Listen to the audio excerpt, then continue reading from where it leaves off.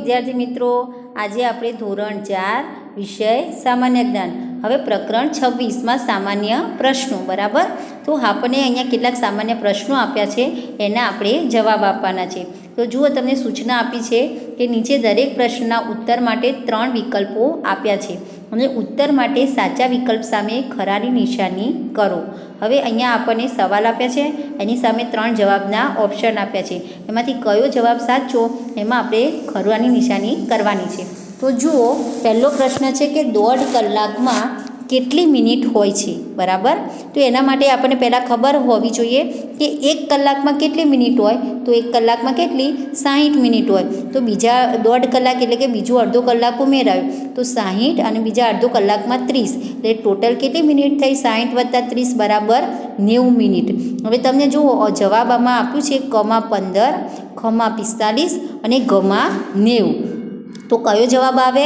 તો 90 મિનિટ. તો 1.5 કલાકમાં કેટલી મિનિટ હોય? તો 90. તો ઘની સામે આપણે શું કરીશું? ખરું કરીશું. એના પછી છે નંબર 2, કયું ફળ રંગનું નામ દર્શાવે છે બરાબર. તો આપણને જવાબ આપ્યા છે ક કેળું, ખ નારંગી અને ગ સફરજન. તો એવું કયું રંગ છે કે અહીંયા તમને રંગનું નામ દર્શાવે? તો કેળામાં ક્યાંય રંગનું નામ આવે છે? ના. સફરજનમાં ક્યાંય રંગનું નામ આવે છે? ના. હવે નારંગી એટલે કે ઓરેન્જ જેવો કલર આવે છે ને કેસરી. તો ખનું એટલે કે નારંગી એ રંગનું નામ દર્શાવે છે. તો આપણે ખની સામે ખરું કરીશું. એના પછી છે નંબર 3, વસ્તીની દ્રષ્ટિએ ભારતનું સૌથી મોટું રાજ્ય કયું છે બરાબર. એક આપણને કમાં આપ્યું છે મહારાષ્ટ્ર, ખમાં આપ્યું છે ગુજરાત અને ગમાં આપ્યું છે ઉત્તર પ્રદેશ. હવે આપણને વસ્તીની દ્રષ્ટિએ ભારતનું મોટું રાજ્ય પૂછ્યું છે. હવે ભારતનું મોટું રાજ્ય કયું? મહારાષ્ટ્ર આવે, ગુજરાત આવે કે ઉત્તર પ્રદેશ? તો કયું આવે? ઉત્તર પ્રદેશ. તો આપણે ઘની સામે શું કરીશું? ખરું. આના પછી છે નંબર 4, નીચેનામાંથી સૌથી મોટું પાન કયા વૃક્ષને હોય છે બરાબર. તો કમાં આવે લીમડો, ખનું આવે પીપળો અને ઘનો આવે કેળ. તો હવે આપણે લીમડાનું પાન જોયેલું છે તો કેવું હોય છે? આટલું નાનું હોય છે. પીપળાનું એનાથી થોડું મીડિયમ હોય છે અને કેળના થોડા મોટા પાન હોય છે. તો કોના પાન મોટા હોય છે? તો કેળના. તો ઘની સામે આપણે કરીશું ખરું. કેળના પાન ઘણી વખતે આપણે પૂજા કરીએ તેમાં પણ વપરાતા હોય છે, જોયા છે. તો આપણે ઘની સામે ખરું કરીશું. એના પછી છે નંબર 5, ભારતની રાજધાનીનું નામ શું છે? હવે જુઓ, તમને કમાં આપ્યું છે મુંબઈ, ખમાં નવી દિલ્હી અને ગમાં ચેન્નઈ. તો બધાને ખબર હશે કે આપણી ભારતની રાજધાનીનું નામ શું છે? તો તે છે નવી દિલ્હી. તો આપણે નવી દિલ્હીની સામે શું કરીશું? ખરું કરીશું. એના પછી છે નંબર 6, કયા પુસ્તકમાં શબ્દોનો અર્થ જોવા મળે છે બરાબર. તો જુઓ, કમાં આપ્યું છે આપણને શબ્દકોશ, ખમાં આપ્યું છે આપણને એટલાસ અને ગમાં આપ્યું છે આપણને ડિરેક્ટરી. તો જુઓ, શબ્દકોશ આપણને શેનો અર્થ જોવાનો કીધો છે? શબ્દોના અર્થ. તો આપણે શબ્દોના અર્થ શેમાં જોવા મળે? તો એ તો છે શબ્દકોશમાં. એટલાસમાં તો આપણને શું જોવા મળે? નકશો. અને ડિરેક્ટરીમાં આપણને અલગ અલગ પ્રકારના સ્પેલિંગ પણ બધું જોવા મળે. તો આપણે કમાં શબ્દકોશની સામે શું કરીશું? ખરું કરીશું. એના પછી છે નંબર 7, ગુજરાતમાં પારસીઓનું સૌથી મોટું યાત્રાધામ કયું? હવે પારસીઓનું ગુજરાતમાં મોટું યાત્રાધામ તમે જોયું છે? તો આપણે જોઈએ, ક છે સંજાણ, ખ છે ઉદવાડા અને ગ છે વલસાડ. તો પારસીઓનું મોટું યાત્રાધામ ક્યાં આવ્યું? તો તે છે ઉદવાડા. તો આપણે ખની સામે શું કરીશું? ખરું કરીશું. એના પછી છે નંબર 8, મેઘધનુષ્યમાં સૌથી છેલ્લો રંગ કયો હોય છે બરાબર. તો તમને એક આપ્યો છે નીલો, ખ છે વાદળી અને ગ છે જાંબલી. તો સૌથી છેલ્લો રંગ જાની વાલી પીનારા, તો એટલે કે જા એટલે કે જાંબલી. તો આપણે ઘની ઉપર શું કરીશું? ખરું કરીશું. તો મેઘધનુષ્યમાં સૌથી છેલ્લો રંગ કયો વિદ્યાર્થી મિત્રો? તો તે છે જાંબલી. એના પછી છે નંબર 9, નીચેનામાંથી કયો શબ્દ જોડણીની દ્રષ્ટિએ શુદ્ધ છે? હવે તમને જો ગુજરાતીમાં તમે ભણો છો કે જોડણીઓ શીખો છો ને, તેમાંથી આમાંથી કયા શબ્દની જોડણી સાચી છે તે આપણે જોવાની છે. તો તમને કમાં આશીર્વાદ આપેલું છે, ખમાં આશીર્વાદ આપ્યું છે અને ગમાં આશીર્વાદ આપ્યો છે. તો જુઓ, 9 નંબરમાં તમને કયો આશીર્વાદ સાચો છે? તો ખ જે છે એમાં જે આશીર્વાદ લખ્યું છે તેની જોડણી શું છે? સાચી છે. તો આપણે ખની સામે ખરું કરીશું. એના પછી છે નંબર 10, કાનમનો પ્રદેશ કયા પાકના ઉત્પાદન માટે જાણીતો છે બરાબર.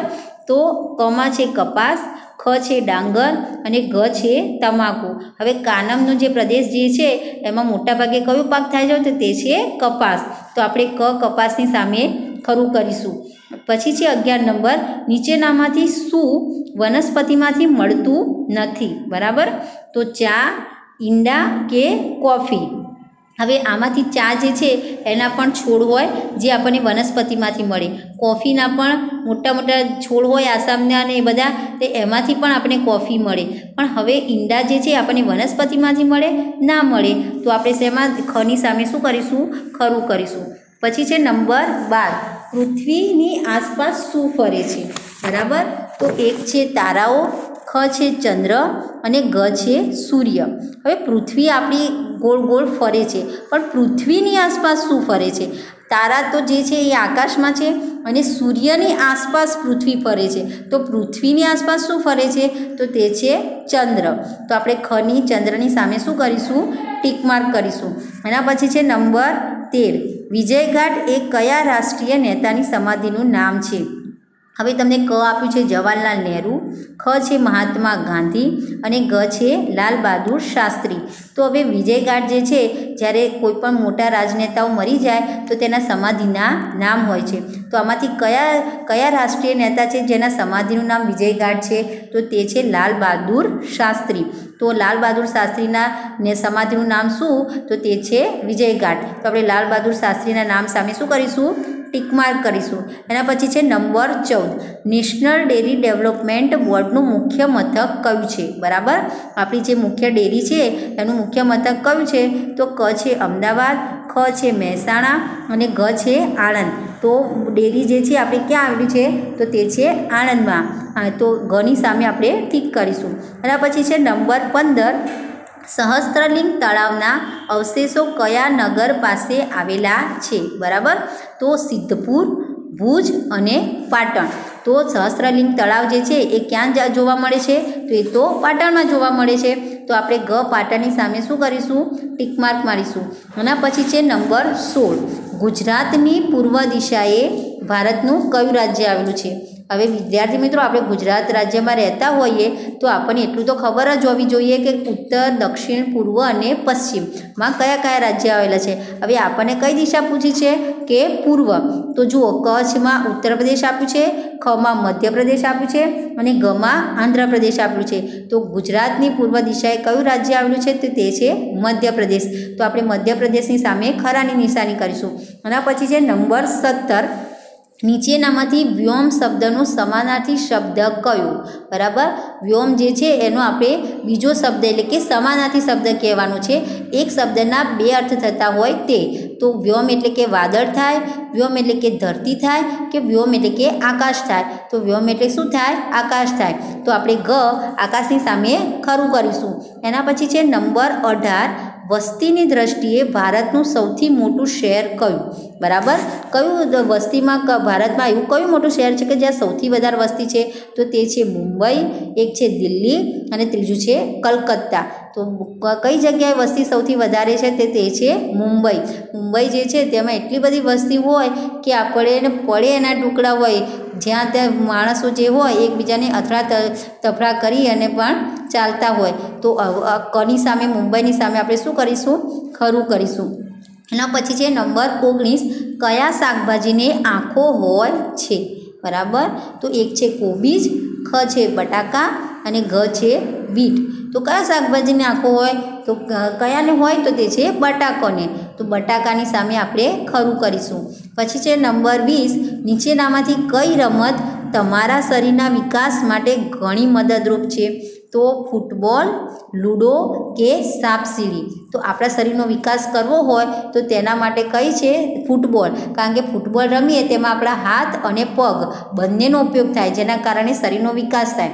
જ્યારે લૂડો અને સાપસીડી એ તો બેઠા બેઠા રમવાની હોય, જેમાં કોઈ શરીરનો વિકાસ થાય નહીં. તો ફૂટબોલની સામે આપણે ખરું કરીશું. તો વિદ્યાર્થી મિત્રો, આ બધા સામાન્ય પ્રશ્નોના સવાલોના જવાબ હતા, જેના કારણે આપણે દેશ વિદેશ, આપણા ભારતના ભૂગોળ બધાના વિશેની તમને માહિતી મળે છે અને તેના કારણે આપણું જીકે એટલે કે જનરલ નોલેજ પણ શું થાય? પાકું થાય અને મગજનો પણ વિકાસ થાય છે.